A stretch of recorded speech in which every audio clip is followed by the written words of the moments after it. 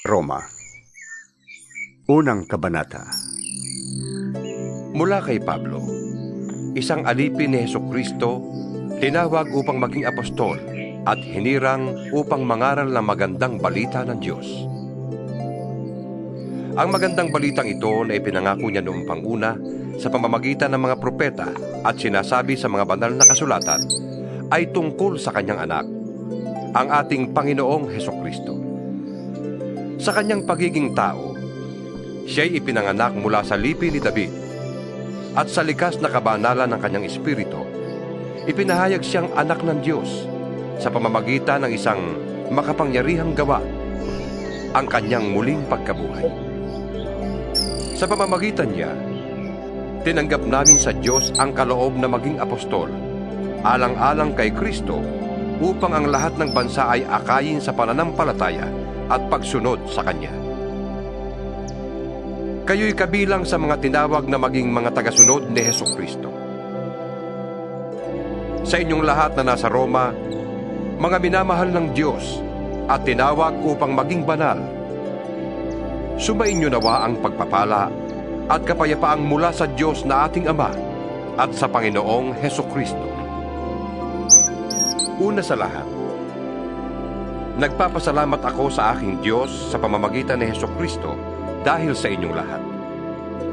Sapagkat ang inyong pananampalataya ay balitang-balita sa buong daigdig. Saksi ko ang Diyos na pinaglilingkuran ko ng buong puso sa pamamagitan ng aking pangangaral na magandang balita tungkol sa kanyang anak, na lagi ko kayong idinadalangin.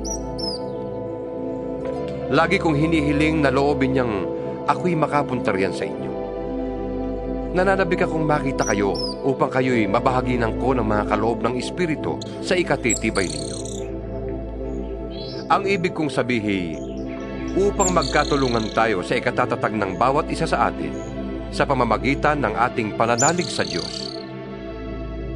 Mga kapatid, ibig kong malaman ninyo na ilang ulit ko nang binalak na pumunta dyan. Ngunit laging may nagiging hadlang. Ibig kong makahikayat din dyan ng mga sasampalataya kay Kristo, tulad ng nagawa ko na sa ibang mga bansang hintil. May pananagutan ako sa lahat, sa mga sibilisado at sa mga barbaro, sa marurunong at sa mga mangmang. Kaya nga, ibig kong ipangaral din dyan sa Roma ang magandang balita. Hindi ko ikinahihiya ang magandang balita, sapagkat ito ang kapangyarihan ng Diyos sa ikaliligtas ng bawat sumasampalataya, unay ang mga Hudyo at gayon din ang mga Grego. Sa magandang balita ay ipinapahayag kung paano pinawawalang sala ng Diyos ang tao. At ito ay sa pamamagitan ng pananampalataya buhat sa simula hanggang sa wakas. Ayon sa sinasabi ng kasulatan, ang pinawalang sala ay mabubuhay sa pamamagitan ng pananampalataya. Nahayag mula sa langit ang puot ng Diyos laban sa lahat ng kalapastanganan at kasamaan ng mga taong dahil na rin sa kanilang kasamaan ay hinahadlangan ng katotohanan. Sapagkat ang maaaring malaman tungkol sa Diyos ay maliwanag. Yamang iyon ay pinapahayag sa kanila ng Diyos. Mula pa ng likhain ng Diyos ang sanlibutan, ang kanyang kalikasang hindi nakikita, ang kanyang kapangyarihang walang hanggan, at ang kanyang pagka-Diyos ay maliwanag na iniahayag ng kanyang mga ginawa. Kaya't wala na silang maidadahilan pa. Kahit na alam nilang may Diyos, siya'y hindi nila pinarangalan bilang Diyos, ni pinasalamatan man lang. Sa halip, naghaka-haka sila ng mga bagay na walang kabuluhan, kaya't nagdilim ang hangal nilang pag-iisip. Sila'y nagmamarunong, ngunit lumitaw na hangal. Tinalikdan nilang kadakilaan ng Diyos na walang kamatayan, at ang sinamba nila'y ang mga larawan ng mga taong may kamatayan, ng mga ibon, ng mga hayop na may 4 na paa, at ng mga hayop na gumagapang. Kaya't hinayaan na sila ng Diyos sa kanilang maruruming pagnanasa, hanggang sa hindi na nila mapigil ang paggawa ng kahalayan sa isa't isa. Ang katotohanan tungkol sa Diyos ay tinalikdan at pinalitan nila ng kasinungalingan. Sinamba nila at pinaglingkuran ang nilikha, sa halip na ang lumikha, na siyang dapat papurihan magpakailanman. Amen. Dahil dito'y hinayaan sila ng Diyos sa mahalay na pagnanasa. Ayaw nang makipagtalik ng mga babae sa mga lalaki, at sa halip ay sa kapwa babae sila nakikipag-ugnayan. Ganon din ang mga lalaki. Ayaw na nilang makipagtalik sa mga babae, at sa kanilang kapwa lalaki sila nahuhumaling. Ginagawa nila ang mga kasuklam-suklam na bagay, kaya't sila'y parurusahan ng parusang nararapat sa kanilang masasamang gawa. Dahil ayaw nilang kilalanin ng Diyos, hinayaan sila ng Diyos sa masasamang pag-iisip at sa mga gawaing kasuklam-suklam. Naging alipin sila ng lahat ng uri ng kasamaan, kasakiman, masasamang isip, pagkainggit, pagpatay, pagtatalo, pandaraya at masasamang hangarin. Sila'y naging mahihilig sa tsismis, mapanirampuri, nasusuklam sa Diyos, walang pakundangan, mapagmataas, mayayabang, mapagkathanang kasamaan, at suwail sa magulang. Sila'y naging mga hangal, mga taksil, mga walang puso, at di marunong lumingap sa kapwa. Nalalaman nila ang utos ng Diyos na dapat mamatay ang mga gumagawa nito. Ngunit, patuloy sila sa paggawa nito, at natutuwa pang makita na ang iba ay gumagawa ng ganoon. Ikalawang kabanata. Kaya nga, sino ka mang humahatol sa iba, wala kang maidadahilan. Sapagkat sa paghatol mo sa iba, hinahatulan mo rin ang iyong sarili. Dahil ikaw na humahatol ay gumagawa rin ng ganoon. Nalalaman nating makatarungan ang hatol ng Diyos laban sa mga gumagawa ng mga iyon. Akala mo ba'y makakaiwas ka sa parusa ng Diyos kung hahatulan mo ang mga gumagawa ng masasamang gawaing ginagawa mo rin naman? O baka naman ibig mo pang hamakin ng Diyos dahil siya ay napakabait, mapagpigil at mapagpaumanhin? Hindi mo ba alam na napakabuti ng Diyos kaya binibigyan kanya ng pagkakataong magsisi at tumalikod sa kasalanan? Ngunit sa katigasan ng iyong ulo at di pagsisisi, lalo mong pinabibigat ang parusang igagawad sa iyo sa araw na yon kung kailan iyahayag ang puot at makatwirang paghatol ng Diyos. Sapagkat igagawad niya sa lahat ng tao ang naaayon sa kanilang mga ginawa.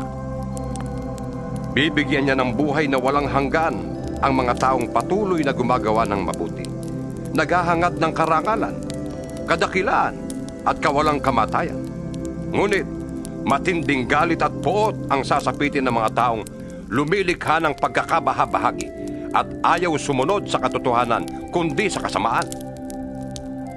Paghihirap at kapighatian ang daranasin ng bawat gumagawa ng masama. Una ang mga Hudyo at gayon din ang mga Griego. Ngunit karangalan, kapurihan at kapayapaan naman ang tatamuhin ng bawat gumagawa ng mabuti. Una ang mga Hudyo at gayon din ang mga Griego, sapagkat walang itinatangi ang Diyos. Ang lahat ng nagkakasala na hindi saklaw ng kautusan ni Moises ay parurusahan. Ngunit, hindi batay sa kautusan. Subalit ang lahat naman ng nagkakasala na saklaw ng kautusan ay hahatulan batay sa kautusan.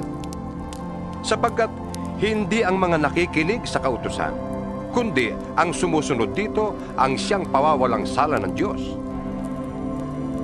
Kapag ang mga hintil na hindi saklaw ng kautusan ay gumagawa ng ayon sa hinihingi nito, ayon sa kanilang likas na pag-iisip, ito'y nagiging kautusan na para sa kanila. Ipinapakita ng kanilang mga gawa na nakasulat sa kanilang puso ang hinihingi ng kautusan. Pinapatunayan din ito ng kanilang budhi, sapagkat kung minsan, sila'y sinusumbatan nito, at kung minsan naman, sila'y pinagtatanggol nito sa kanilang isipan. Ayon sa magandang balitang aking ipinapangaral, mangyayari ito sa araw na ang mga lihim ng lahat ng mga tao'y hahatulan ng Diyos sa pamamagitan ni Kristo Jesus. Ngunit ikaw, na nagsasabing ikaw ay Hudyo at nananalig sa kautusan, ipinagmamalaking mong may kaugnayan ka sa Diyos. Sabi mo'y alam mo ang kanyang kalooban at ang mabubuting bagay sapagkat itinuro ito sa iyo ng kautusan. Ang palagay mo'y taga-akay ka ng bulag. tanglaw ng mga nasa kadiliman, tagapayo ng mga hangal, at tagapagturo ng mga bata, dahil natuklasan mo sa kautusan ang buong kaalaman at katotohanan. Nagtuturo ka sa iba, bakit di mo turuan ang iyong sarili? Nangangaral kang masama ang magnakaw. Ikaw ba hindi nagnanakaw? Sinasabi mong huwag mangangalon niya. Ikaw ba'y hindi nangangalon niya? Nasusuklam ka sa mga Diyos-Diyusan.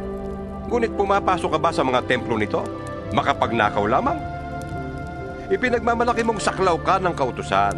Ngunit nilalapastangan mo naman ang Diyos sa pamamagitan ng paglabag mo sa kautusan. Sapagkat nasusulat, Ang pangalan ng Diyos ay nilalait ng mga hentil dahil sa inyo.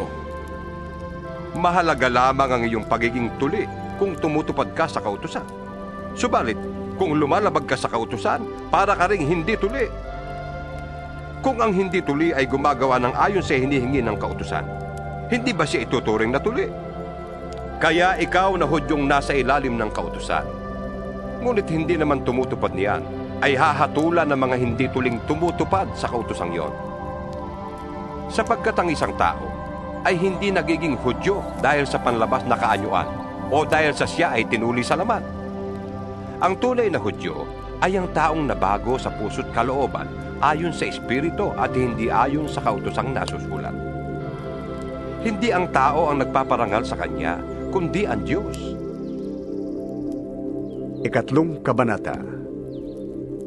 Kung gayon, paano nakakalamang ang Hudyo sa hindi Hudyo? Ano ang kabuluhan ng pagiging tuli? Napakarami. Una sa lahat, ang mga Hudyo ang pinagkatiwalaan ng mga pahayag ng Diyos. Ano nga kung hindi naging tapat ang ilan sa kanila? Ang ibig kayang sabihin niyon ay hindi na rin tapat ang Diyos? Hindi. Sapagkat laging tapat ang Diyos kahit na ang lahat ng tao ay sinungaling. Ayon nga sa nasusulat tungkol sa Diyos, Lagi kang matuwid sa iyong mga salita.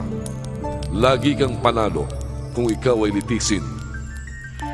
ngunit kung ang kasamaan natin ay nagpapakilala ng katarungan ng Diyos, masasabi ba nating hindi siya makatarungan dahil tayo'y pinaparusahan niya? Ganyan ang pangangatwiran ng tao. Hinding-hindi. Kung hindi makatarungan ng Diyos, paano niya hahatulan ng sanlibutan?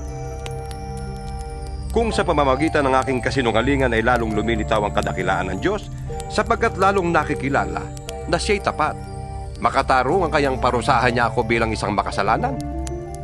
Kung gayon, bakit nga hindi natin sabihin, gumawa tayo ng masama kung mabuti naman ang magiging bunga noon? Ganyan daw ang itinuturo namin, sabi ng mga naninira sa amin. Sila'y parurusahan ng Diyos at iyan ang nararapat. Ano ngayon? Ang kalagayan ba nating mga Hudyo ay mas mabuti kaysa sa mga hintil? Hindi. Sapagkat pinatunayan na namin na ang lahat ng tao ay makasalanan, maging Hudyo o hintil. Ayon sa nasusulat, Walang matuwid. Wala kahit isa. Walang nakakaunawa. Walang naghahanap sa Diyos. Ang lahat ay lumihis ng landas at nagpakasama. Walang gumagawa ng mabuti. Wala kahit isa. Ang lalamunan nila ay tulad ng libingang bukas. Ang kanilang dilay ginagamit sa pandaraya. Ang labi nila ay may kamandag ng ulupong. Puno ng pagmumura at masamang salita ang kanilang bibig. Walang anuman sa kanila ang pagpatay ng kapwa. Parang dinaanan ng salot ng kanilang madaanan. Hindi nila alam ang daan ng kapayapaan. Hindi sila marunong matakot sa Diyos. alam natin na anumang sinasabi ng kautusan ay sinasabi sa mga nasasakupan nito upang walang maidahilan ng sinuman at sa gayoy managot ang lahat sa Diyos. Walang taong magiging katanggap-tanggap sa Diyos sa pamamagitan ng pagsunod sa kautusan dahil ipinapakita lamang ng kautusan na ang tao'y nagkasala. Ngunit ngayon nahayag na kung paano magiging matuwid ang tao sa harap ng Diyos. Ito ay hindi sa pamamagitan ng kautusan, kahit na ito'y pinapatotohanan ng kautusan at ng mga propeta. Ginagawang matuwid ng Diyos ang lahat ng nananalig kay Hesukristo sa pamamagitan ng kanilang pananalig sa Kanya, maging Hudyo o Hintil. Ang lahat ay nagkasala at walang sino mang karapat-dapat sa paningin ng Diyos. Ngunit, dahil sa Kanyang kagandahang loob, sila ay pinawalang salanan niya sa pamamagitan ni Kristo Jesus na nagpalaya sa kanila. Siya ang inialay ng Diyos bilang handog upang sa pamamagitan ng Kanyang dugo ay mapatawad ang kasalanan ng lahat ng sasampalataya sa Kanya. Ginawa ito ng Diyos upang patunayang siya'y matuwid. Noong una, nagtimpi siya at ipinagpaumanhin ang mga kasalanang nagawa ng mga tao. Ngunit ngayon ay tuwirang ipinapakita ng Diyos na siya'y matuwid at siya nagpapawalang sala sa mga sumasampalataya kay Jesus. Kaya ano ngayon ang ating may pagmamalaki?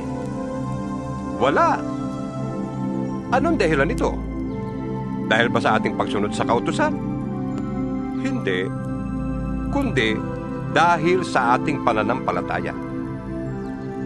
Maliwanag kung gayon na sa pamamagitan ng pananampalataya ay pinapawalang sala ang tao at hindi sa pamamagitan ng pagtupad sa kautusan. Ang Diyos ba'y Diyos lamang ng mga Hudyo? Hindi ba't Diyos din siya ng mga Hintil? Oo, siya ay Diyos din ng mga Hintil. Sapagkat iisa lamang ang Diyos. Tatanggapin niya ang mga Hudyo dahil sa kanilang pananampalataya kay Jesus. At gayon din ang gagawin niya sa mga Hintil. Pinapawalang saysay ba namin ng kautusan dahil sa pananampalatayang ito? Hindi. Sa halip ay pinagtitibay pa nga namin. Ika-4 na kabanata. Tungkol naman kay Abraham na ating ninuno, ano ang masasabi natin? Ano ang kanyang karanasan tungkol sa bagay na ito? Kung pinawalang sala siya ng Diyos dahil sa mga nagawa niya, may maipagmamalaki sana siya. Ngunit wala siyang maipagmalaki sa paningin ng Diyos. Ano ang sinasabi ng kasulatan? Sumampalataya sa Diyos si Abraham at dahil dito, siya ay tinuring na matuwid ng Diyos. Ang ibinibigay sa taong gumagawa ay hindi itinuturing na kaloob, kundi upa. Ngunit, ang hindi nananalig sa sariling mga gawa, kundi sumasampalataya sa Diyos na nagpapawalang sala sa makasalanan, ay pinawalang sala dahil sa kanyang pananampalataya. Kaya't tinawag ni David na mapalad ang taong tinanggap ng di dahil sa sariling nagagawa. Sinabi niya, Mapapalad ang mga taong pinatawad na sa kanilang pagsuway at napawi na ang mga kasalanan. Mapalad ang taong hindi na pagbabayari ng Panginoon sa kanyang mga kasalanan. ang pagpapala kayang ito'y para sa mga tuli lamang? Hindi. Ito'y para sa mga di tuli din. Sinasabi natin batay sa kasulatan na pinawalang sala si Abraham dahil sa kanyang pananampalataya. Kailan yun nangyari? Bago siya tinuli? O pagkatapos? Hindi pagkatapos, kundi bago siya tinuli. Tinuli siya bilang tanda na pinawalang sala na siya dahil sa pananampalatayang taglay na niya noong hindi pa siya tuli. Kaya't siya'y naging ama ng lahat ng sumasampalataya sa Diyos. At sa gayon, sila'y pinawalang sala kahit na hindi sila tinuli. At siya'y ama rin ng mga tuli. Hindi lamang dahil sa kanilang pagiging tuli, kundi dahil sa sila'y nanalig ding tulad ng ating ninunong si Abraham noong bago siya tinuli. Ipinangako ng Diyos kay Abraham at sa kanyang lipi na mamanahin nila ang daigdig na ito, hindi dahil sa pagsunod niya sa kautusan, kundi dahil sa siya'y itinuring na matuwid sa pamamagitan ng kanyang pananampalataya sa Diyos. Kung ang mga sumusunod sa kautusan ang siyang tatanggap ng ipinangako, walang saysayang pananampalataya at walang kabuluhan ng pangako. Ang kautusan ay may kalakip na parusa para sa mga lumalabag. Ngunit, kung walang kautusan, wala rin paglabag. Kaya nga sa pananampalataya na babatay ang pangako, upang ito'y maging isang kaloob na makakamtan ng lahat ng anak ni Abraham, hindi lamang ng mga sakop ng kautusan, kundi ng lahat ng may pananampalataya tulad ni Abraham. Sapagkat siya ang pinakaama nating lahat. Ganito ang nasusulat. Ginawa kitang ama ng maraming bansa. Ang pangakong ito'y may bisa sa harap ng Diyos na kanyang pinapanaligan. Ang Diyos na bumubuhay sa mga patay at lumilikha sa lahat ng bagay. Kahit na wala ng pag-asang magkaanak, nanalig pa rin si Abraham na siya'y magiging ama ng maraming bansa. Ayon sa sinabi sa kanya, Magiging kasindami ng mga bituin ang iyong lipi. hindi nang hina ang kanyang pananalig kahit uugod-ugod na siya. Palibhas ay 100 taon na siya noon at ang kanya namang asawang si Sarah ay baog. Hindi siya nag-alinlangan sa pangako ng Diyos. Sa halip, lalo siyang tumibay sa kanyang pananampalataya at nagpuri pa sa Diyos. Lubos siyang naniniwala na tutuparin ng Diyos ang kanyang pangako. Kaya't dahil sa kanyang pananampalataya, siya'y itinuring na matuwid ng Diyos. Ang salitang itinuring na matuwid ay hindi lamang para sa kanya, kundi para sa atin din naman. Tayo man ay ituturing na matuwid. Tayong sumasampalataya sa Diyos na muling bumuhay kay Jesus na ating Panginoon. Siya'y ipinapatay dahil sa ating mga kasalanan at muling binuhay upang tayo'y mapawalang sala. 5 Kabanata. Yamang napawalang sala na tayo sa pamamagitan ng ating pananampalataya, mayroon na tayong kapayapaan sa Diyos sa pamamagitan ng ating Panginoong Hesukristo. Sa pamamagitan ng pananampalataya, tinamasa natin ang kagandahang loob ng Diyos at tayo'y nagagalak dahil sa pag-asang tayo'y makakasama niya sa kanyang kalwalhatian. Hindi lamang yan, ikinagagalak din natin ang mga kahirapang ating tinitiis. Dahil alam nating ito'y nagbubunga ng katyagaan, at ang katyagaan ay nagbubunga ng katatagan, at ang katatagan naman ay nagbubunga ng pag-asa. Hindi tayo nabibigo sa ating pag-asa, sapagat ang pag-ibig ng Diyos ay ibinuhos na sa ating mga puso sa pamamagitan ng Espiritu Santong ipinagkaloob sa atin. Sapagkat noong tayo'y mahihina pa, namatay si Kristo sa takdang panahon para sa mga makasalanan. Mahirap mangyaring ialay ninuman ang kanyang buhay alang-alang sa isang taong matuwid. Kahit na maaaring may mga ahas na gumawa nito alang-alang sa isang taong mabuti. Ngunit ipinadama ng Diyos ang kanyang pag-ibig sa atin nang mamatay si Kristo para sa atin noong tayo'y makasalanan pa.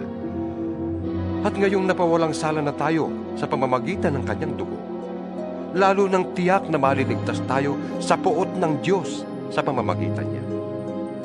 Dati, tayo'y mga kaaway ng Diyos. Ngunit, tinanggap na niya tayong mga kaibigan sa pamamagitan ng pagkamatay ng kanyang anak. Kaya't, tiyak na maliligtas tayo dahil si Kristo ay buhay. At hindi lamang yan, tayo'y nagagalak at nagpupuri sa Diyos sa pamamagitan ng ating Panginoong Hesukristo, sapagkat dahil sa Kanya ay tinanggap tayo ng Diyos na maging kaibigan niya. Ang kasalanan ay pumasok sa sanlibutan sa pamamagitan ng isang tao. At ang kamatayan ay pumasok sa pamamagitan ng kasalanan niya. Dahil dito, lumaganap ang kamatayan sa lahat ng tao dahil ang lahat ay nagkasala. Nasa sanlibutan na ang kasalanan bago pa ibinigay ang kautusan. Ngunit kung walang kautusan, walang pinapanagot sa kasalanan. Gayunman, naghari pa rin ang kamatayan mula kay Adan hanggang kay Moises, pati sa mga taong hindi nagkasala na gaya ng pagsuway ni Adan sa utos ng Diyos. Si Adan ay anino ng isang darating balang araw. Ngunit magkaiba ang dalawang ito, dahil ang libreng kaloob ng Diyos ay hindi katulad ng kasalanan ni Adan. Totoong maraming tao ang namatay dahil sa kasalanan ng isang tao. Ngunit, ang kagandahang loob ng Diyos ay mas dakila, pati na ang kanyang libreng kaloob sa maraming tao sa pamamagitan ng biyaya ng isang tao, si Hesukristo. Ang kaloob ay higit na dihamat kaysa ibinunga ng pagsuway ni Adan. Nagdala ng hatol na kaparusahan ang kanyang pagsuway.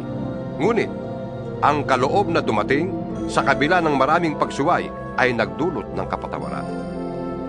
Sa pamamagitan ng isang tao, naghari ang kamatayan dahil sa kanyang kasalanan. Ngunit, Sa pamamagitan naman ng isang tao, si Hesukristo, lalong higit ang nakamta ng mga taong kinahabagan ng sagana at pinawalang sala ng Diyos. Sila'y maghahari sa buhay sa pamamagitan ni Hesukristo. At kung paanong ang kasalanan ng isang tao ay nagdulot ng kaparusahan sa lahat, ang matuwid na ginawa ng isa ring tao ay nagdudulot ng kapatawaran at buhay sa lahat. Sapagkat kung ang lahat ay naging makasalanan dahil sa pagsuway ng isang tao, ang lahat ay mapapawalang sala dahil sa pagsunod ng isa ring tao. Nang magkaroon ng kautusan, dumami ang pagsuway. Ngunit, sa pagdami naman ng mga pagsuway, ay lalong sumagana ang kagandahang loob ng Diyos.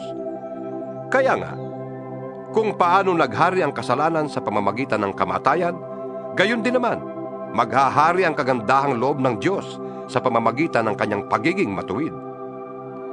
Ito'y magdudulot ng buhay na walang hanggan sa pamamagitan ng ating Panginoong Hesukristo. Ika-6 na kabanata. Ano ngayon ang sasabihin natin? Patuloy ba tayong magkakasala upang sumagana sa atin ang kagandahang loob ng Diyos? Hindi. Tayo'y patay na sa kasalanan. Kaya't paano pa tayo mamumuhay sa pagkakasala?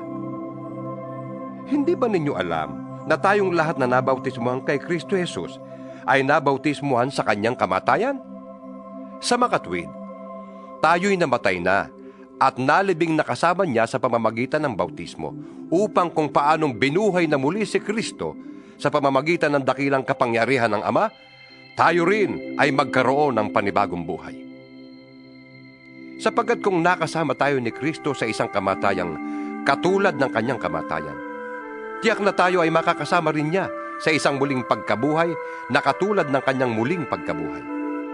Alam natin na ang dati nating pagkatao ay naipako na sa krus kasama niya upang mamatay ang ating makasalanang pagkatao at nang hindi na tayo maalipin pa ng kasalanan.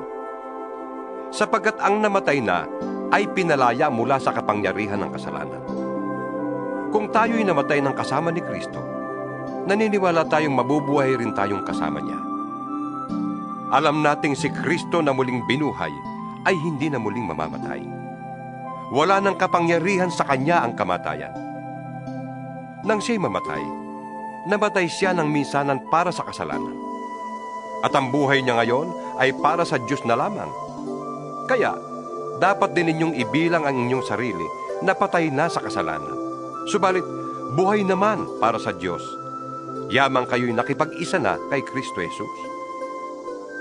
Huwag na ninyong paghariin ang kasalanan sa inyong mga katawang may kamatayan upang hindi na kayo maalipin ang masasamang hilig nito. Huwag na ninyong ipailalim sa kapangyarihan ng kasalanan ang alinmang bahagi ng inyong katawan bilang kasangkapan sa paggawa ng kasamaan. Sa halip, pasakop kayo sa Diyos bilang mga taong namatay na at muling binuhay. At ihandog ninyo sa Kanya ang inyong katawan bilang kasangkapan sa kabutihan. Sapagkat hindi na dapat maghari sa inyo ang kasalanan. Yamang kayo'y hindi na namumuhay sa ilalim ng kautusan, kundi sa ilalim ng mapagpalang habag ng Diyos. Ngayon, malaya na ba tayong magkasala dahil hindi na tayo sakop ng kautusan, kundi ng kagandahang loob ng Diyos? Hindi. Hindi ba ninyo alam na kapag nagpasakop kayo kanino man bilang alipin, kayo'y nagiging alipin ito, maging ito'y kasalanang hahantong sa kamatayan o ang pagsunod sa Diyos na hahantong sa pagiging matuwid? Ngunit, salamat sa Diyos. Kayong dating mga alipin ng kasalanan ay taus-pusong sumunod sa aral na ibinigay sa inyo. Pinalaya na kayo sa kasalanan, at kayo ngayon ay mga alipin na ng pagkamatuwid. Gumagamit ako ng karaniwang pangungusap dahil sa inyong likas na kahinaan. Kung paanong ipinailalim ninyo noong una ang inyong sarili sa karumihan at sa kasamaang palala ng palala, ilaan ninyo ngayon ang inyong sarili bilang alipin ng pagkamatuwid para sa mga banal na layunin. Noong alipin pa kayo ng kasalanan, hindi kayo sakop ng kabutihan. Ano ang napala ninyo sa mga bagay na iyon na ikinahihiya ninyo ngayon? Kamatayan ang ibinubunga ng mga iyon. Ngunit, Ngayong pinalaya na kayo mula sa kasalanan at naging alipin na ng Diyos, ang natamo ninyo'y isang buhay na banal at ang ibinubungan nito'y buhay na walang hanggan.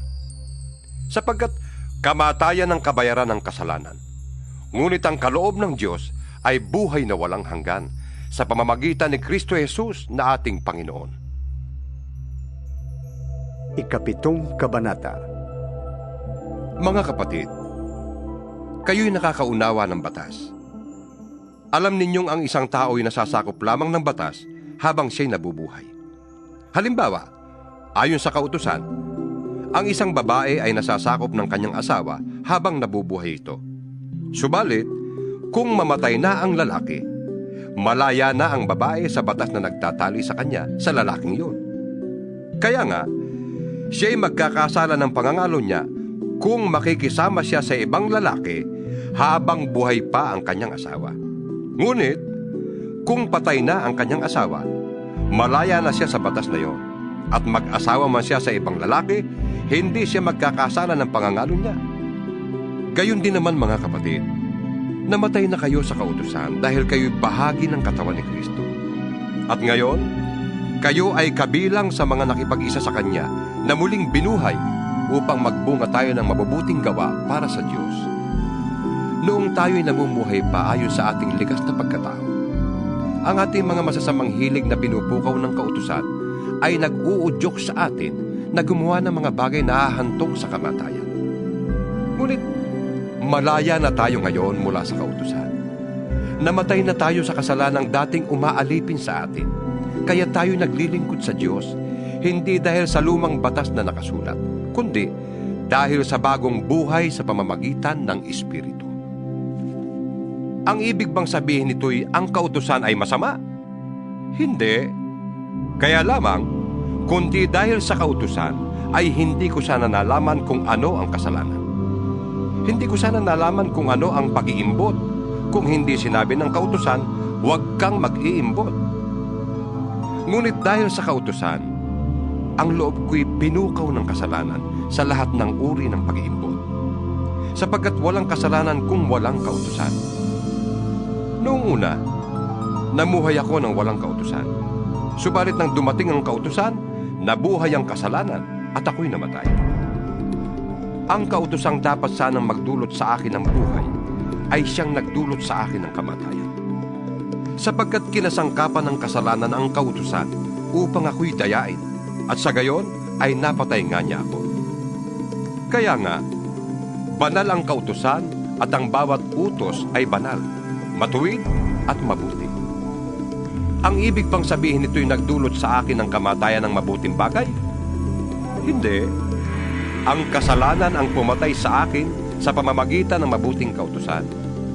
Nangyari ito upang maipakita kung ano nga ang kasalanan at upang mahayag sa pamamagitan ng kautusan na ang kasalanan ay talagang napakasama. Alam nating ang kautusan ay espiritual, ngunit ako'y makalaman at alipin ng kasalanan. Hindi ko maunawaan ang aking sarili, sapagkat hindi ko ginagawa ang ibig ko. Sa halip, ang kinasusuklaman ko ang siya kong ginagawa. Kung ginagawa ko ang hindi ko ibig, nangangahulugang sumasang-ayon ako na mabuti nga ang kautusan. Kaya, hindi na ako ang may kagagawa niyon, kundi ang kasalanang nananatili sa akin. Alam kong walang mabuting bagay na nananatili sa aking katawang makalaman. Kaya kong magnasa ng mabuti, ngunit hindi ko nga lamang magawa ang mabuting ninanasa. Sapagkat hindi ko ginagawa ang mabuting ibig ko, kundi ang masamang hindi ko ibig ang siya kong ginagawa. Kung ang ginagawa ko ay ang hindi ko ibig, hindi na akong gumagawa nito, kundi ang kasalanang nananatili sa akin. Ito ang natuklasan ko. Kapag ibig kong gumawa ng mabuti, ang masama ay malapit sa akin. Sa kaibuturan ng aking puso, ako'y nalulugod sa kautusan ng Diyos. Ngunit may ibang kapangyarihan sa aking katawan na salungat sa tuntunin ng aking isip. Ipinapaalipin ako ng kapangyarihang ito sa kasalanang nananatili sa aking katawan. Anong saklap ng aking kalagayan? Sino kaya ang magliligtas sa akin sa katawang ito na nagpapahamak sa akin? Wala nang iba pa, kundi ang Diyos sa pamamagitan ni Jesucristong ating Panginoon. Salamat sa Kanya. Ito nga ang kalagayan. Sa aking isip, sinusunod ko ang kautusan ng Diyos. Ngunit, sa aking katawang makalaman, sinusunod ko ang tuntunin ng kasalanan. 8 Kabanata. Kaya nga, wala nang hatol na parusa sa mga taong nakipag-isa na kay Kristo Jesus.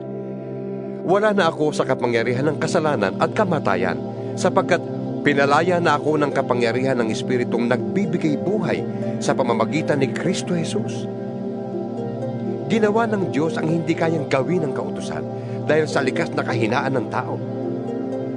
Isinugo niya ang kanyang sariling anak sa anyo ng taong makasalanan upang pawiin ang kasalanan. Sa gayon, hinatulanan niya ang kasalanang umaalipin sa tao. Ginawa ito ng Diyos upang ang hinihingi ng kautusan ay matupad na sa atin na namumuhay ayon sa Espiritu at hindi ayon sa hilig ng laman. Ang mga namumuhay ayon sa hilig ng laman ay walang pinapahalagahan kundi ang mga bagay na ukol sa laman. Ngunit ang mga namumuhay ayon sa kapangyarihan ng Espiritu ay mga bagay na espiritual ang pinapahalagahan. Ang pagsunod sa laman ay naghahatid sa kamatayan. Ngunit ang pagsunod sa Espiritu ay nagdudulot ng buhay at kapayapaan. Kaya nga, kapag sinusunod ng tao ang mga hilig ng laman, siya'y nagiging kaaway ng Diyos, sapagkat hindi niya sinusunod ang batas ng Diyos at talaga namang hindi niya kayang sundin ito.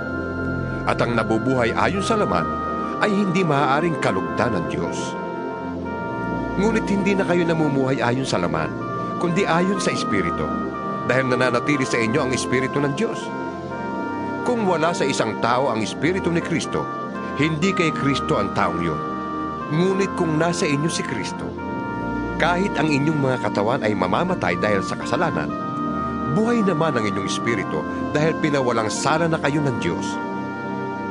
Kung nasa inyo ang Espiritu ng Diyos na siyang muling bumuhay kay Jesucristo, ang Diyos ding yan ang muling bubuhay sa inyong mga katawang namamatay sa pamamagitan ng kanyang Espiritong nananatili sa inyo. Mga kapatid, hindi na tayo alipin ng likas na hilig ng laman, kaya hindi na tayo dapat mamuhay ayon sa laman. Sapagkat mamamatay kayo kung namumuhay kayo sa laman, ngunit kung pinapatay ninyo sa pamamagitan ng Espiritu ang mga gawa ng laman, mabubuhay kayo. Ang lahat ng pinapatnubayan ng Espiritu ng Diyos ay mga anak ng Diyos. Sapagkat hindi ibinigay sa inyo ng Diyos ang Espiritu upang kayo'y gawing mga aliping namumuhay sa takot. Sa halip, ibinigay sa inyo ang Espiritu upang kayo'y gawing mga anak ng Diyos. Kaya nakakatawag tayo sa Kanya ng Ama, Ama ko. Ang Espiritu ang nagpapatotoo, kasama ng ating Espiritu, na tayo'y mga anak ng Diyos. At iyamang mga anak, tayo'y mga tagapagmana ng Diyos at kasamang tagapagmana ni Kristo. Sapagkat kung tayo'y kasama niya sa pagtitiis, tayo'y makakasama niya sa kanyang kalwalhatian. Para sa akin, ang mga pagtitiis natin sa kasalukuyan ay hindi maihahambing sa kalwalhatiang mahayag sa atin balang araw. Sapagkat nanabik ang sangnilikha na ihayag ng Diyos ang kanyang mga anak. Nabigo ang sangnilikha, hindi dahil sa kagustuhan nito, kundi dahil itinulot yun ng Diyos. Gayunman, nagbigay rin siya ng pag-asa na ang lahat ng nilikha ay pinalaya ng Diyos para hindi na ito mabulok at makabahagi ito sa malwalhating kalayaan ng mga anak ng Diyos. Alam nating hanggang ngayon ang sangnilikha ay dumaraing dahil sa hirap, na tulad ng isang nanganganak. At hindi lamang ito, kundi pati tayong tumanggap na ng Espiritu bilang unang kaloob ng Diyos ay dumaraing habang hinihintay natin ang paghahayag ng ating pagiging mga anak ng Diyos at ang paglaya ng ating mga katawan. Naligtas tayo dahil sa pag-asa. Ngunit hindi iyon matatawag na pag-asa kung nakikita na natin ang ating inaasahan. Sapagkat sinong tao ang aasa pa sa nakikita na niya? Ngunit kung umaasa tayo sa hindi natin nakikita, hinihintay natin yun ng buong tiyaga.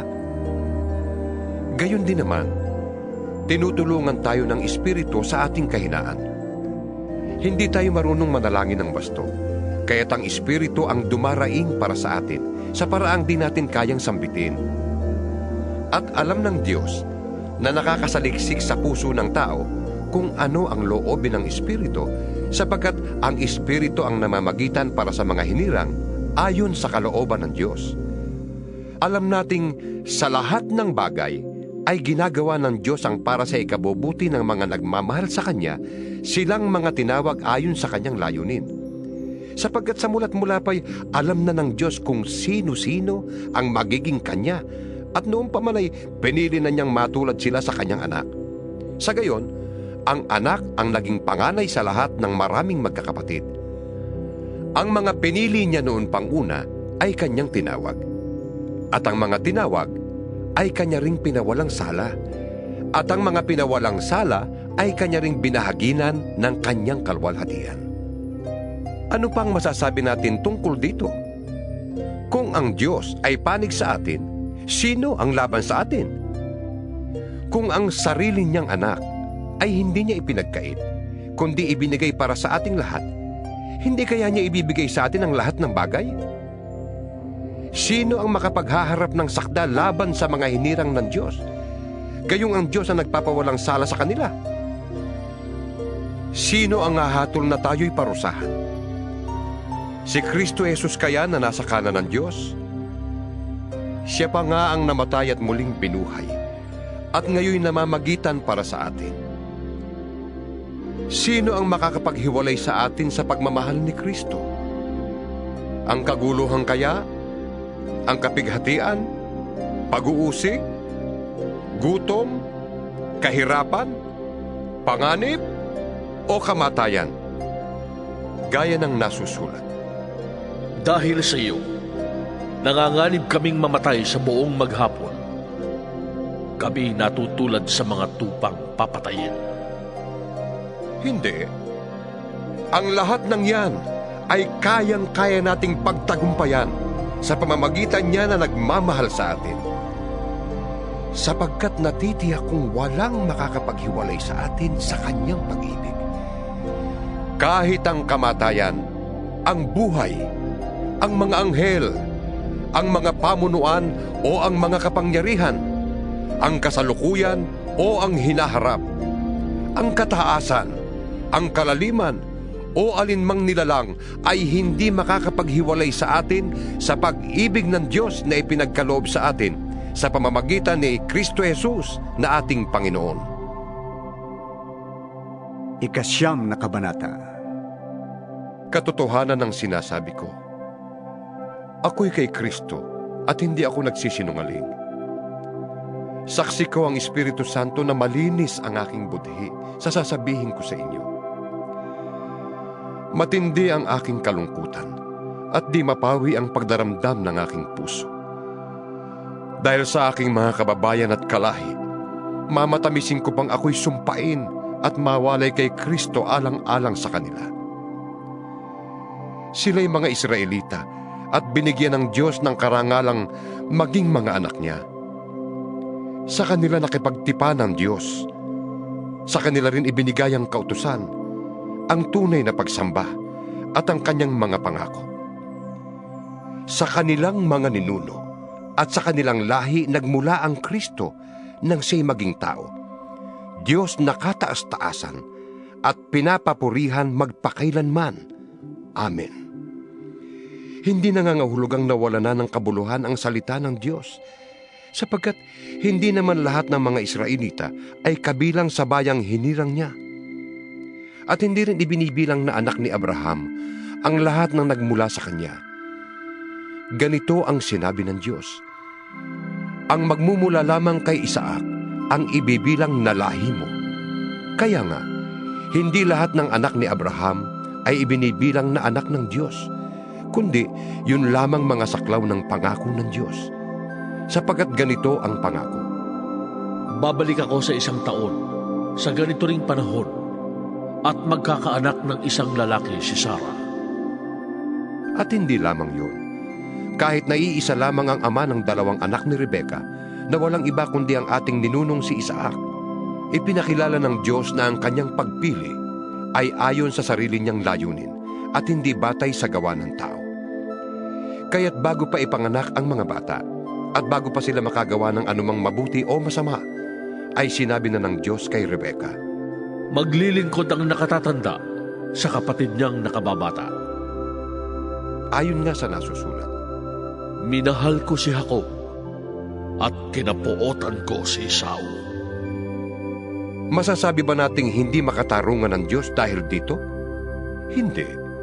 Sapagkat ganito ang sabi niya kay Moises, Mahahabag ako sa ibig kong kahabagan at maaawa ako sa ibig kong kaawaan. maliwanag kung gayon, na ang pasya ng Diyos ay nababatay sa kanyang habag, hindi sa kalooban o pagsisikap ng tao. Sapagkat ayon sa kasulatan, ay sinabi niya sa hari ng Ehipto, Ginawa kitang hari upang sa pamamagitan mo'y maipakilala ko ang aking kapangyarihan at maipahayag ang aking pangalan sa buong daigdig. Kaya nga, kinahahabagan ng Diyos ang sinumang ibig niyang kahabagan at pinapatigas niya ang ulo ng ibig niyang pagmatigasin. Sasabihin mo naman sa akin, kung gayon, bakit pa sinisisi ng Diyos ang tao? Sino ba ang makakasalungat sa kanyang kalooban? Ngunit ikaw na tao lamang, sino kang mangangahas na sumagot ng ganoon sa Diyos? Masasabi kaya ng tao sa lumikha sa Kanya? Bakit ninyo ako ginawang ganito? Wala bang karapatan ng gumagawa ng palayok na bumuo ng mamahalin o mumurahing sisidlan mula sa isang tumpok ng lupa? Kahit na ibig ipakita noon ng Diyos ang kanyang puot at ipakilala ang kanyang kapangyarihan, buong tiyaga pa rin niyang pinagtiisan ang mga taong dapat sanang parusahan at lipulin. Ginawa niya yon upang ipakilala ang kanyang walang kapantay na kadakilaan sa mga taong kanyang kinahabagan, na noong una pa'y inihanda na niya para sa kaluwalhatian. Tayo ang mga taong yan. Tayong tinawag niya hindi lamang mula sa mga Hudyo, kundi mula rin sa mga Hintil. Ganito ang sinasabi niya sa aklat ni Osias, Iyong dating hindi ko bayan ay aking tatawaging bayan ko. At ang dating hindi ko mahal ay aking tatawaging mahal ko. At ang sinabihang kayo'y hindi ko bayan ay tatawaging mga anak ng Diyos na buhay. ito naman ang ipinahayag ni Isaias tungkol sa Israel.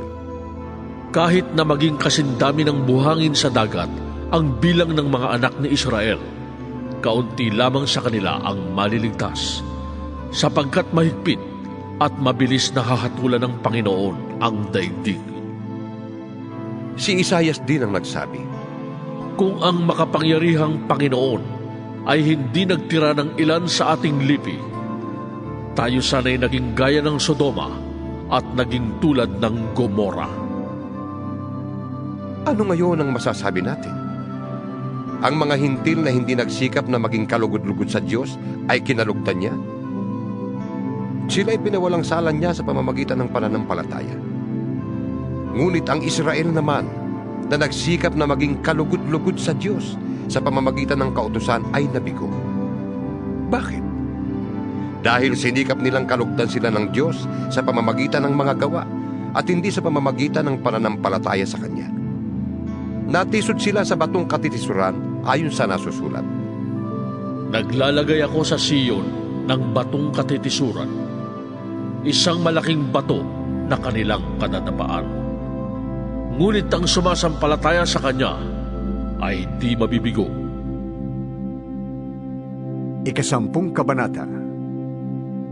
Mga kapatid, ang pinakananais ko at idinadalangin sa Diyos ay maligtas ang Israel, sapagkat saksi akong sila'y nagsisikap na maging kalugod-lugod sa Diyos. Mali nga lamang ang kanilang naging batayan, dahil hindi nila alam ang pagiging matuwid na mula sa Diyos. Kaya sinisikap nilang gumamit ng sarili nilang pamamaraan, sa halip na sundin ang pamamaraang itinakda ng Diyos. Sapagkat si Kristong kaganapan ng kautusan, at sa gayon ay nagiging matuwid ang sinumang sasampalataya sa Kanya. Ganito ang sinulat ni Moises tungkol sa pagiging matuwid batay sa kautusan. Mabubuhay ang tumutupad ng kautusan. Ngunit ganito naman ang sinasabi tungkol sa pagiging matuwid batay sa pananampalataya. Huwag mong sabihin sa iyong sarili, sino ang aakyat sa langit? Na para bang ibig pababain si Kristo. Huwag mo ring sabihin, sino ang mananaog sa kailaliman? Na para bang ibig ibangon si Kristo mula sa mga patay. Sapagkat ganito ang sinasabi. Malapit sa iyo ang salita. Nasa mga labi mo na at nasa iyong puso. Ang tinutukoy dito ay ang salitang ipinangangaral namin tungkol sa pananampalataya. Kung ipahayag ng iyong labi na si Jesus ay Panginoon at buong puso kang sasampalataya na siya muling binuhay ng Diyos, maliligtas ka. Sapagkat sumasampalataya ang tao sa pamamagitan ng kanyang puso. At nang sa gayon ay nagiging matuwid at nagpapahayag siya sa pamamagitan ng kanyang labi at sa gayon ay naliligtas. Sabi nga ng kasulatan, Hindi mabibigo ang sinumang sumasampalataya sa Kanya. walang pagkakaiba ang katayuan ng Hudyo at ng Hintil. Iisa ang Panginoon ng lahat at siya'y masaganang magbigay sa lahat ng tumatawag sa Kanya. Sapagkat sinasabi sa kasulatan, Maliligtas ang lahat ng tumatawag sa Panginoon. ngunit paano sila tatawag sa Kanya kung hindi sila sumasampalataya? Paano silang mananampalataya kung wala pa silang napakinggan tungkol sa Kanya? Paano naman silang makapakikinig kung walang mangangaral sa kanila? At paano makapangangaral ang sinuman kung hindi sila sinugo? Ayon sa nasusulat, O kay inam na pagmasdan ang pagdating ng mga may dalang magandang balita. ngunit hindi lahat ay tumanggap ng magandang balita, gaya ng sinulat ni Isaias. Panginoon, sino ang naniwala sa pahayag namin? Kaya't ang pananampalataya ay bunga ng pakikinig. At ang pakikinig naman ay bunga ng pangangaral tungkol kay Kristo. Ngunit ang tanong ko'y, hindi kaya sila nakapakinig? Oo, sila'y nakapakinig, sapagkat nasusulat. Abot sa lahat ng dako ang kanilang tinig, at ang mga salita nila'y laganap sa sanlibutan. Ito pa ang isa kong tanong. Hindi kaya nakaunawa ang bansang Israel? Noon pa'y sinagot na ito ng Diyos sa pamamagitan ni Moises. Gagamitin ko ang mga taong hindi man lamang isang bansa upang kayo'y inggitin. Gagamitin ko ang isang bansang hangal para kayo'y galitin. Buong tapang namang ipinahayag ni Isaias ang sinabi ng Diyos. Natagpuan ako ng mga hindi naghahanap sa akin. Ako'y nagpahayag sa mga hindi nag-uusisa tungkol sa akin. Subalit, tungkol naman sa Israel, ay sinabi niya, Maghapon akong nananawagan sa isang bansang matigas ang ulo at mapaghimagsik. 11 kabanata. ito ngayon ang tanong ko. Itinakwil na nga kaya ng Diyos ang kanyang bayan? Hindi. Ako'y isang Israelita rin, mula sa lahi ni Abraham at kabilang salipi ni Benjamin. Hindi itinakwil ng Diyos ang kanyang bayan na sa simula pa'y hinirang na niya. Hindi ba ninyo alam ang sinasabi ng kasulatan tungkol kay Elias? Dumaing siya sa Diyos dahil sa ginagawa ng Israel. Panginoon, Sabi niya, pinatay nila ang iyong mga propeta at giniba ang iyong mga dambana. Ako na lamang ang natitira at ibig pa nilang patayin. ngunit ano ang sagot sa kanya ng Diyos? Nagtira ako ng 7,000 lalaking hindi sumamba sa Diyos-Diyosang si Baal. Ganoon din sa kasalukuyan. Mayroon pang nalalabing mga hinirang ng Diyos dahil sa kanyang kagandahang loob. At kung iyon ay dahil sa kanyang kagandahang loob, maliwanag na hindi dahil sa gawa. Sapagkat kung ang ginawa ng tao ang batayan, hindi na masasabing kagandahang loob yun. Ano ngayon? Hindi nakamta ng bansang Israel ang kanyang ninanais. Ang mga hinirang lamang ang nagkamit nito dahil matigas ang ulo ng iba. Ganito ang sabi ng kasulatan. Binigyan sila ng Diyos ng manhid na diwa, mga matang hindi makakita, at mga tengang hindi makarinig hanggang sa panahong ito.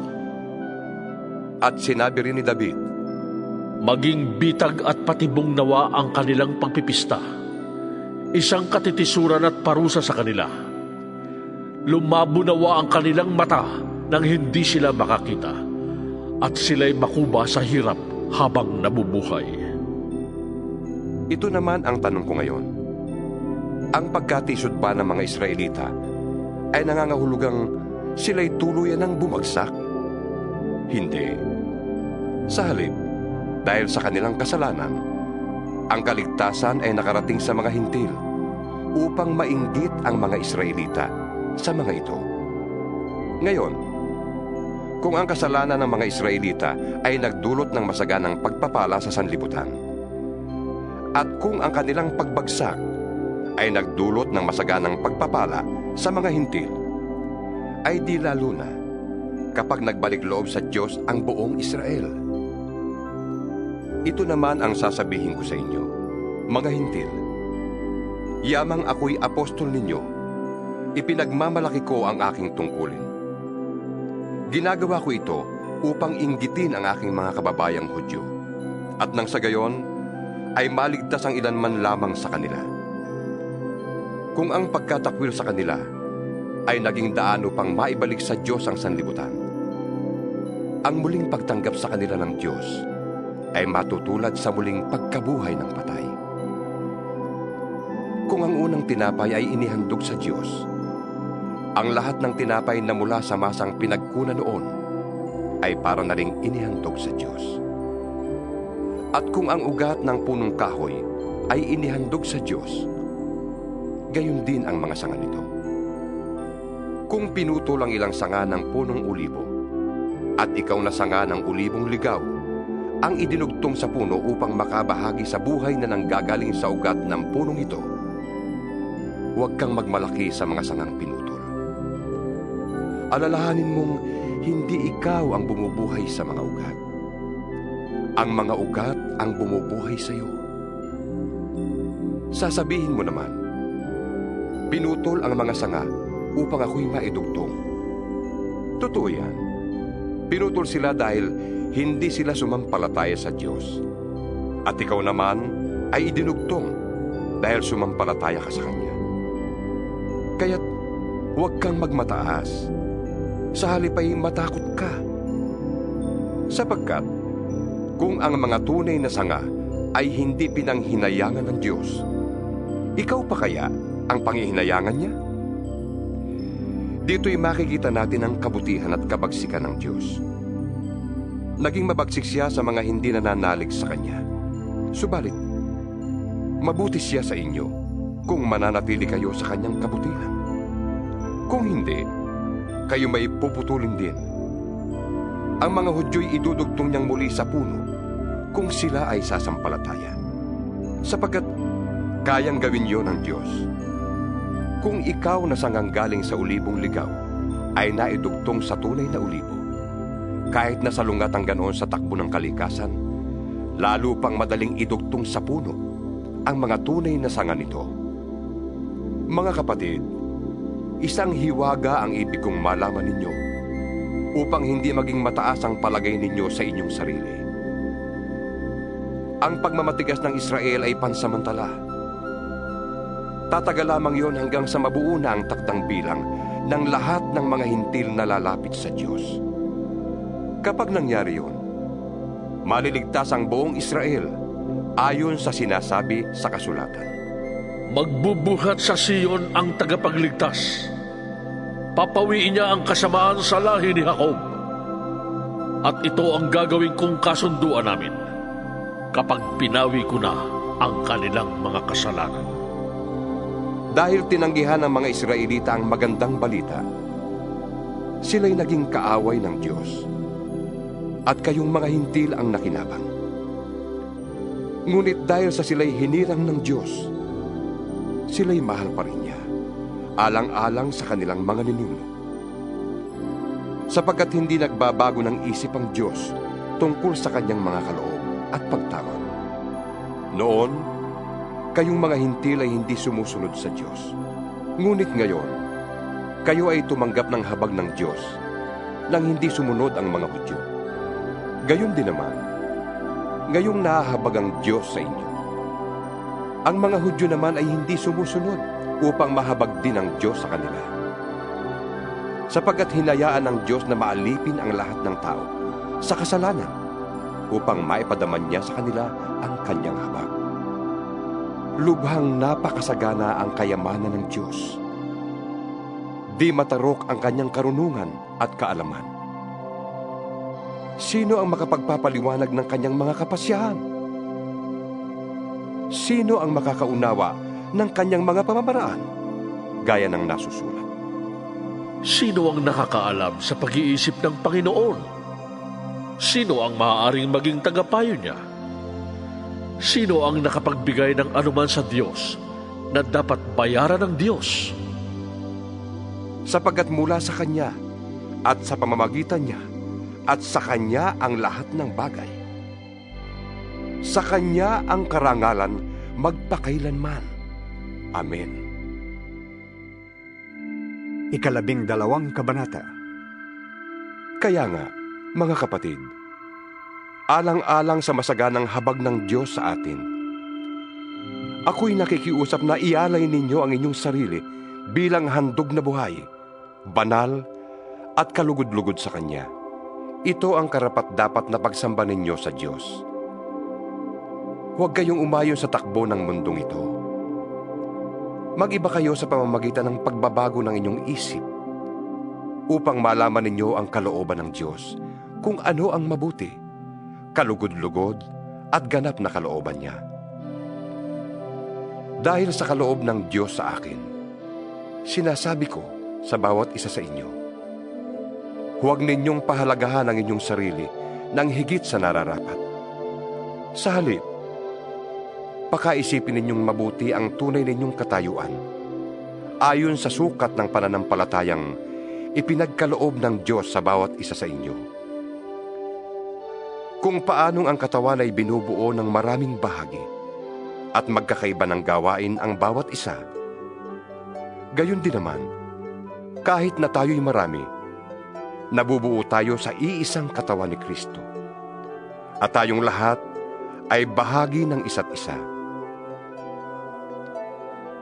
Tumanggap tayo ng iba't ibang kaloob ayon sa kagandahang loob ng Diyos. Kaya't gamitin natin ang mga kaloob na yan. Kung ang ating kaloob ay pagsasalita ng pahayag mula sa Diyos, magpahayag tayo ayon sa sukat ng ating pananampalataya. Kung paglilingkod ang ating kaloob, maglingkod tayo. Magturo ang tumanggap ng kaloob sa pagtuturo. Magpalakas ng loob ang may kaloob sa pagpapalakas ng loob. Kung pag-aabuloy ang iyong kaloob, mag-abuloy ka ng buong kaya. Kung pamumuno naman, mamuno ka ng buong sikap. Kung pagkakawang gawa ang iyong kaloob, gawin mo yan ng buong galak. Maging tunay ang inyong pagmamahalan. Kasuklaban ninyo ang masama at pakaibigin ang mabuti. Magmahalan kayo bilang tunay na magkakapatid at pahalagahan ninyo ang iba ng higit sa pagpapahalaga nila sa inyo.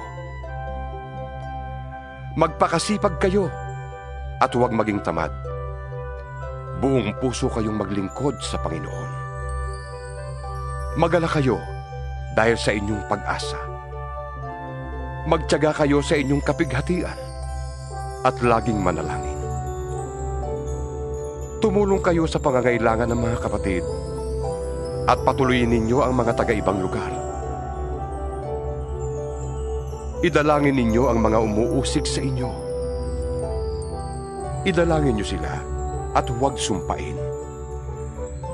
Makigala kayo sa mga nagagalak at makitangi sa mga tumatangis. Magkaisa kayo ng damdamin. Huwag kayong magmataas. Sa halip ay makisama kayo kahit sa mga dukha. Huwag ninyong ipalagay na kayo'y napakarunong. Huwag ninyong gantihan ng masama ang masama. Sikapin ninyong mamuhay ng marangal hanggat maaari. Makisama kayo ng maayos sa lahat ng tao. Mga minamahal, huwag kayong maghihiganti. Ipaubayan niyo yon sa Diyos, sapagkat nasusulat, Akin ang paghihiganti.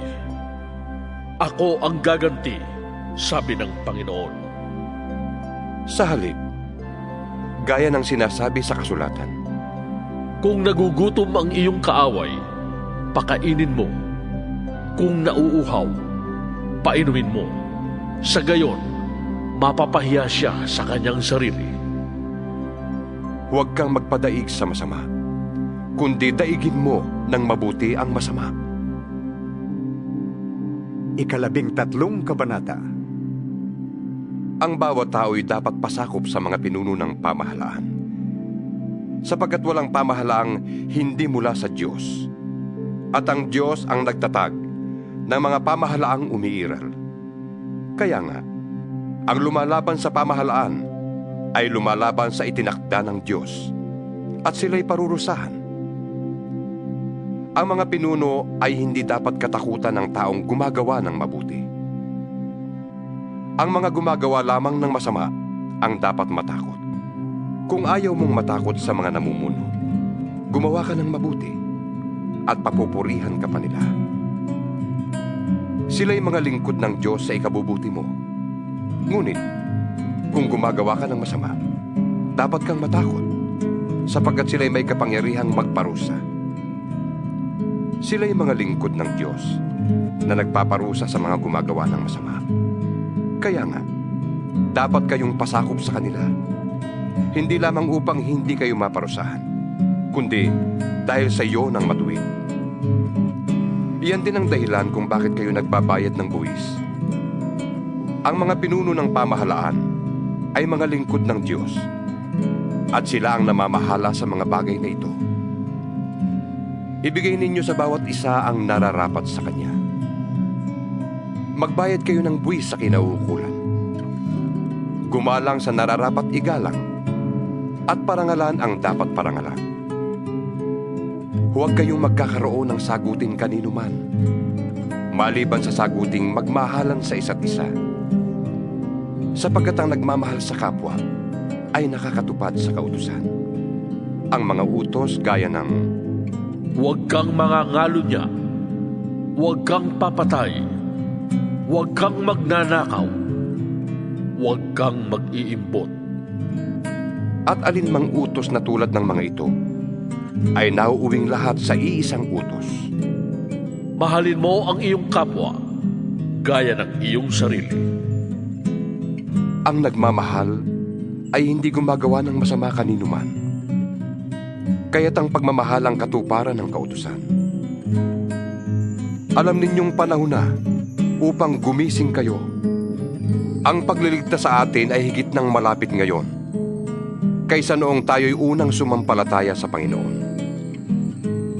Namamaalam na ang gabi at malapit ng lumiwanag.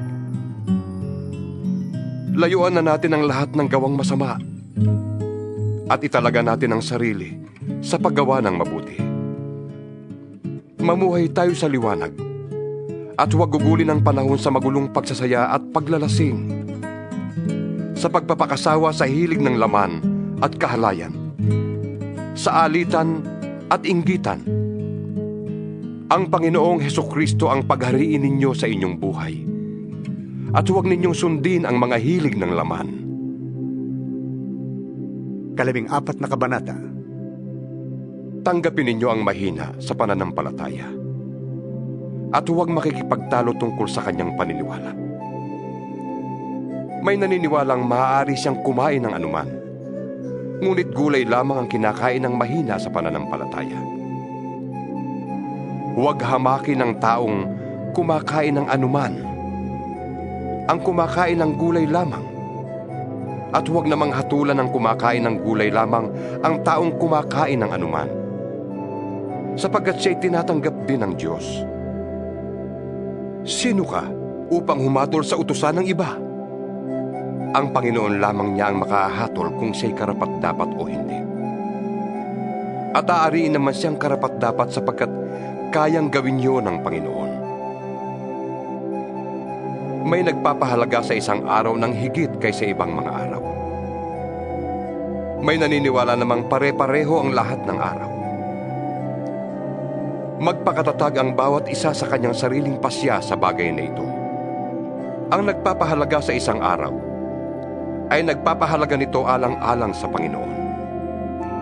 Ang kumakain ng anuman ay kumakain niyon alang-alang sa Panginoon. Yamang nagpapasalamat siya sa Diyos. Yun namang hindi kumakain ng ilang uri ng pagkain ay gumagawa ng ganoon alang-alang din sa Panginoon. At nagpapasalamat din siya sa Diyos. Walang sino man sa atin ang nabubuhay o namamatay para sa kanyang sarili lamang. Kung tayo'y nabubuhay, sa Panginoon tayo nabubuhay. At kung tayo'y namamatay, sa Panginoon tayo namamatay.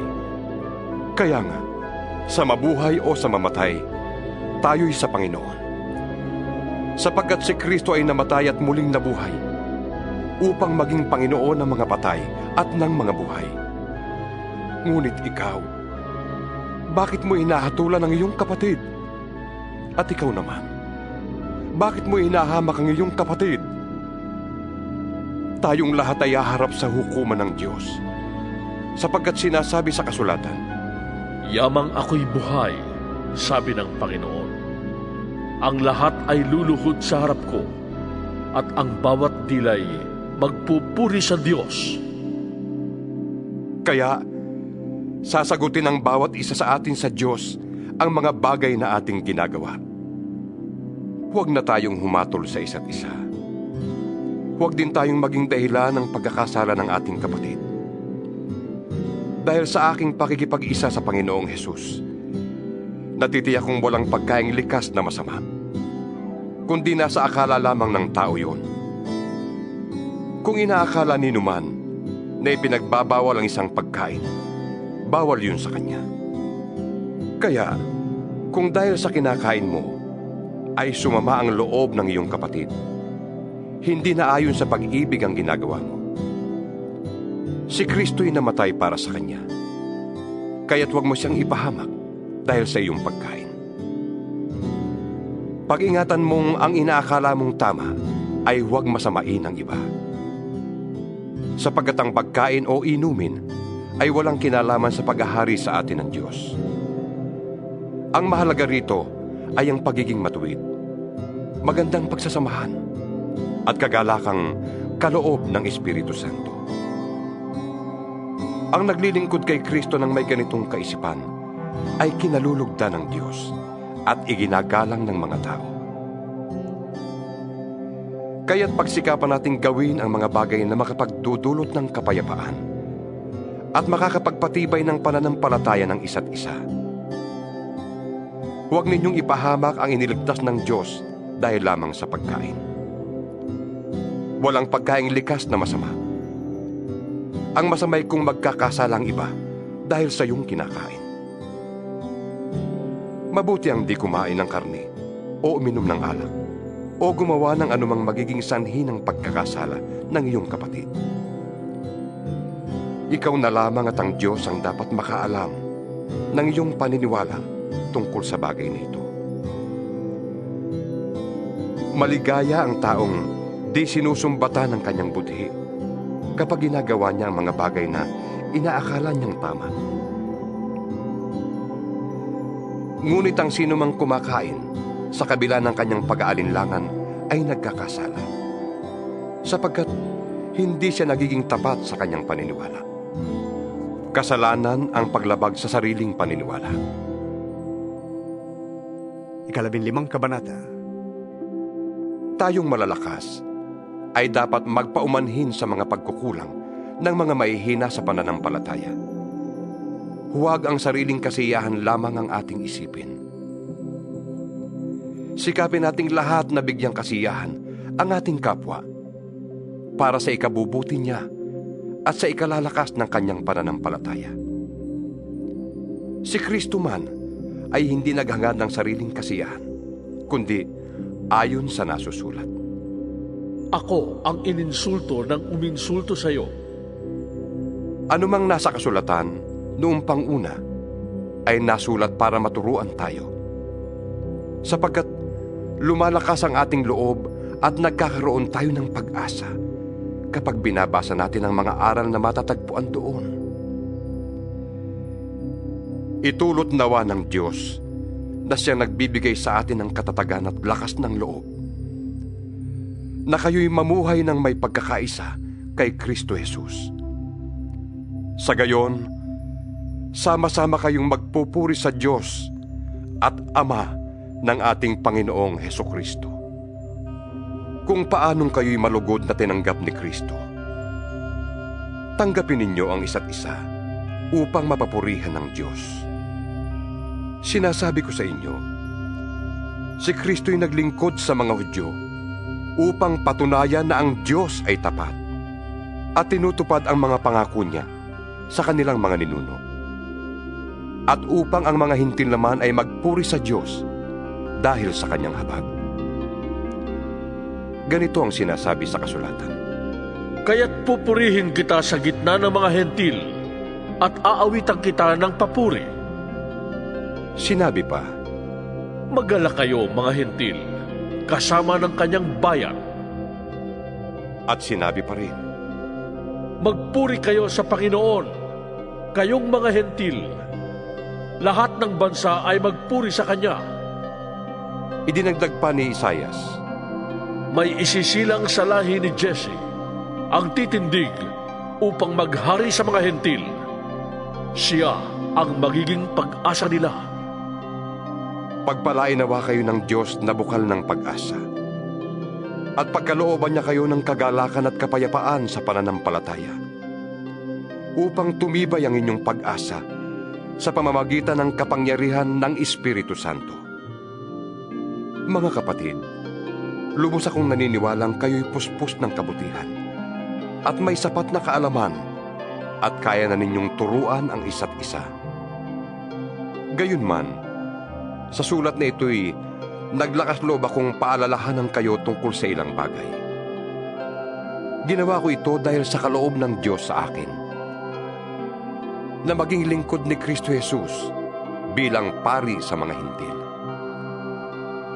Ipinapangaral ko sa kanila ang magandang balita ng Diyos upang sila'y maging handog na kalugod-lugod sa Kanya. Yamang sila'y pinabanal na ng Espiritu Santo.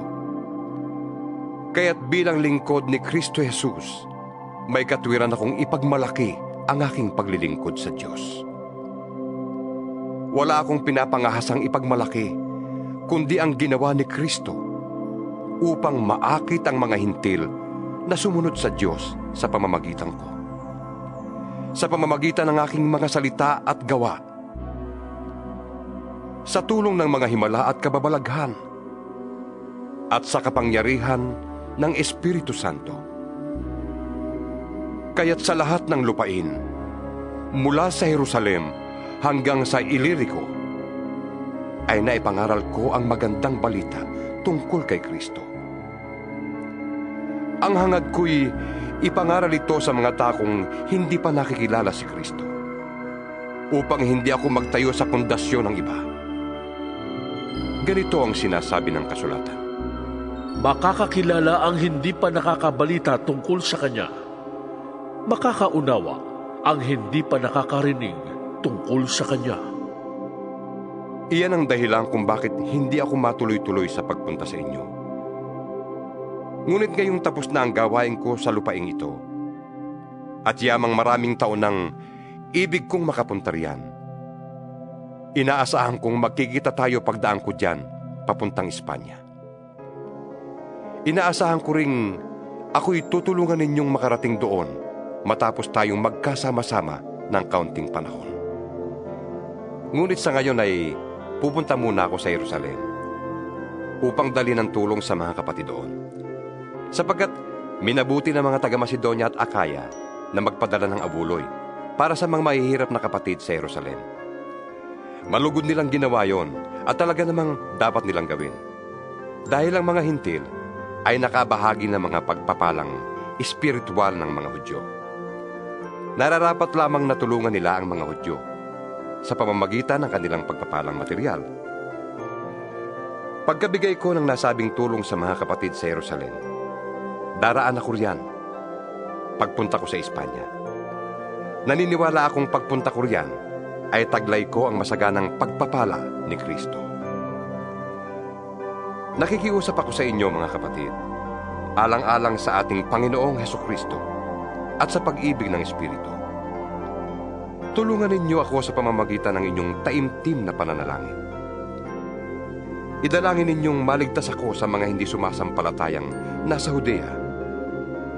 At naway tanggapin ng mga kapatid sa Jerusalem ang paglilingkod ko para sa kanila. Sa gayon, kung loloobin ng Diyos, masaya akong makakarating diyan at makakapagpahinga sa inyong piling. Sumainyo nawa ang Diyos na pinagmumula ng kapayapaan. Amen. 16 na kabanata. Itinatagubilin ko sa inyo ang ating kapatid na si Febe, na isang tagapaglingkod ng iglesia sa Sincrea. Tanggapin niyo siya alang-alang sa Panginoon, gaya ng nararapat nating gawin bilang magkakapatid. Tulungan niyo siya sa anumang pangangailangan niya, sapagkat marami siyang natulungan. Kasama na ako. Ikumusta ninyo ako kina Priscilla at Aquila, na mga kamanggagawa ko kay Kristo Jesus. Itinaya nila ang kanilang sarili sa panganib upang iligtas ang aking buhay. At hindi lamang ako ang nagpapasalamat sa kanila, kundi pati lahat ng iglesia ng mga hintil. Ikumusta rin ninyo ako sa iglesyang nagtitipon sa kanilang bahay. Ipaabot din ninyo ang aking pangungumusta sa mahal kong kaibigan na si Epeneto, na siyang unang nanalig kay Kristo doon sa Asya. Ikumusta ninyo ako kay Maria na nagpakahirap sa paglilingkod para sa inyo. Ikumusta ninyo ako sa mga kababayan kong sina Andronico at Junia na nakasama ko sa bilangguan. Sila'y kilala ng mga apostol at naunang naging Kristiyano kaysa sa akin. Ikumusta ninyo ako kay Ampliato na aking minamahal sa Panginoon. Ipakibati ninyo ako kay Urbano, na kamanggagawa natin kay Kristo. At ang mahal kong kaibigang si Istakis. Ikumusta din ninyo ako kay Apeles na subok ang katapatan kay Kristo. Gayon din sa pamilya ni Aristobulo, sa kababayan kong si Herodion, at sa mga kapatid sa Panginoon sa sambahayan ni Narciso. Ikumusta ninyo ako kina Trifena at Trifosa na mga lingkod ng Panginoon. Gayon din sa mahal kong kaibigang si Persida na naglingkod na mabuti sa Panginoon. Ibati ninyo ako kay Rufo na magiting na lingkod ng Panginoon at sa kanyang ina na para ko na ring ina. Ikumusta rin ninyo ako kina Asincrito, Flegonte, Hermes, Patrobas, Hermas at sa mga kapatid na kasama nila.